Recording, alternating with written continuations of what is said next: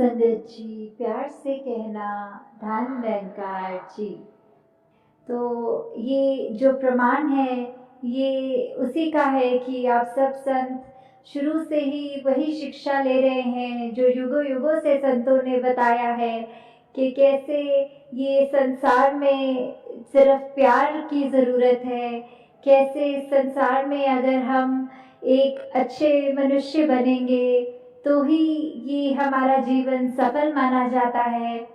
कैसे हम अगर आए हैं तो हमारे जीवन की घड़ियाँ तो सीमित ही हैं, तो हमने जितना जीवन है उसको एक अच्छा जीवन कहलाने के लायक बनाना है तो क्या करना है। उसमें हमें ये अपने आप की सबसे पहले पहचान करनी है कि हम एक मनुष्य के शरीर में हैं, तो क्या हम सिर्फ शरीर ही हैं या कुछ और हैं। तो अगर इसी को ज़्यादा गहराई में लेके जाएं तो बात वही है कि ये परमात्मा जो है ये पूरे ब्रह्मांड के एक छोटे छोटे कण से लेके बड़े बड़े प्लैनेट्स और हर एक चीज़ में है। तो कैसे एक इसी का अंश हम सबके अंदर जो है उसकी पहचान जो हो जाए। और अगर कहते हैं कि जब ये प्राण निकल जाते हैं तो ये शरीर छोड़ने वाली बात जो आती है, तो उसमें ये आत्मा जो है इसको जब पता लगता है कि हमने कहाँ जाना है, कहाँ से आए हैं, तो वो पहचान जीते जी ही करनी होती है। ये जो हमें सांस सभी मिली हुई है इसका पूरा फायदा उठाते हुए अपनी पहचान इस परमात्मा की पहचान कर लें।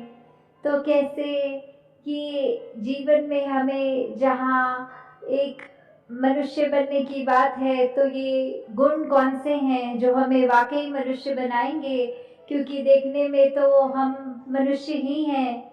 तो फिर ऐसे क्यों कहते हैं कि ये तो पशु के भी से भी ज़्यादा खराब है, ये तो एक हैवान की तरह कार्य कर रहा है, इसका सोच इसकी बोली तो बहुत ही खराब है। तो ऐसा क्यों होता है कि हम मनुष्य हैं फिर भी ऐसा व्यवहार करने लग जाते हैं।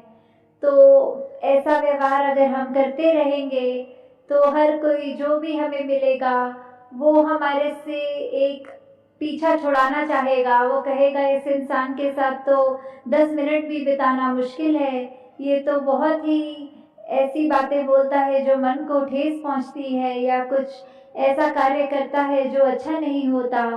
तो कैसे हम इस ऐसी अपनी एक नेचर से हट के एक वाकई ही असली मनुष्य वाले कैरेक्टरिस्टिक्स एक वो गुणों को अपनाएं। कैसे प्रेम, प्यार, निम्रता, समदृष्टि, एक दिल में करुणा लेते हुए दिल को इतना विशाल बनाना, एक नफरत की जगह सिर्फ एक हर एक के अंदर से खूबियाँ छांटनी कि हर मनुष्य में कोई भी कमी अगर है तो उसको ना देखते हुए सिर्फ उसमें क्या गुण हैं जो हमें भी अपने जीवन में लागू करने हैं, वो गुणों की ओर ध्यान दें।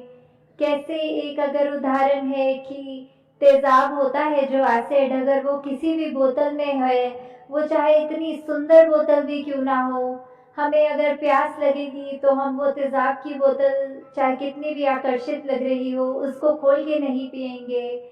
हमें तो पानी चाहे ऐसी बोतल में भी मिल जाए जो दिखने में बहुत ही खराब हो, पर हमें पता है पानी के गुण क्या हैं, ये पीने से हमारी कैसे प्यास बुझेगी। तो हमने अपने आप ही वो पानी की चाहे एक साधारण लुकिंग बोतल ही हो उसी का चुनाव करना होता है।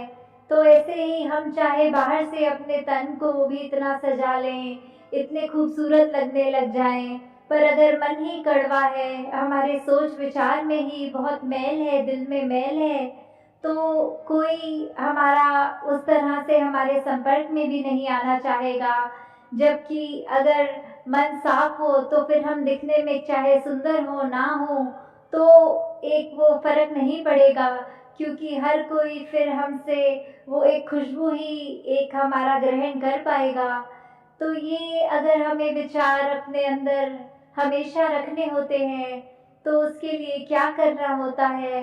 उसके लिए तो सिर्फ यही बात है कि पहले ये ब्रह्म ज्ञान को इसके साथ निरंकार को जोड़कर अपने हर पल में इस निरंकार को जब हम याद रख के ये जीवन बिताते हैं, तो वाक़ई ही ये दिन, ये जीवन, ये पल, ये घड़ियाँ बहुत ही खूबसूरत हो जाती हैं।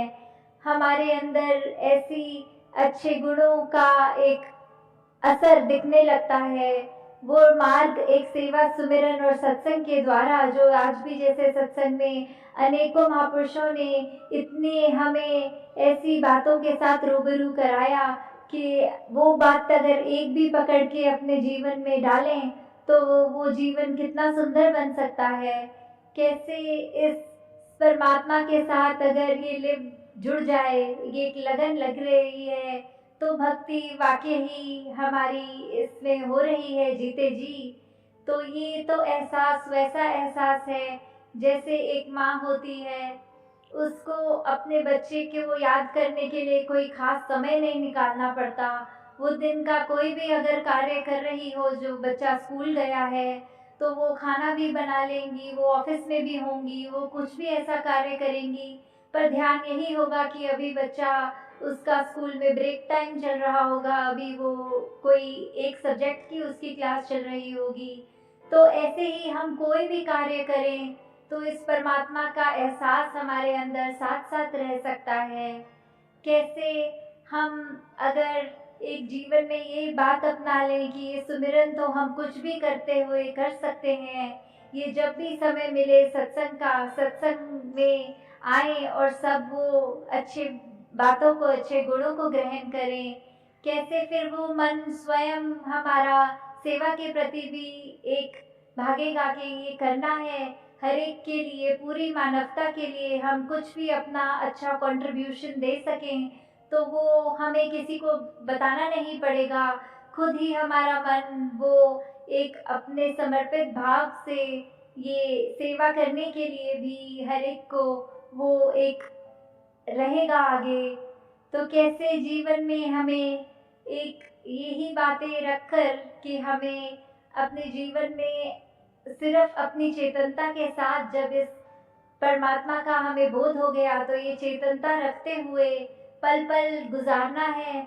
और उसमें ही हमें ये एक सूझी मिल जाती है, एक ये रास्ता पता लग जाता है कि ऐसा कोई सिचुएशन है तो हमने क्या करना है। अगर मान लीजिए कोई, अगर बच्चे हैं, उनके एग्ज़ाम्स या पढ़ाई हर दिन वो बच्चा अच्छा करता है, तो उसको अगर कोई सरप्राइज़ टेस्ट भी ले ले टीचर, तो उसको बिल्कुल डर नहीं होता।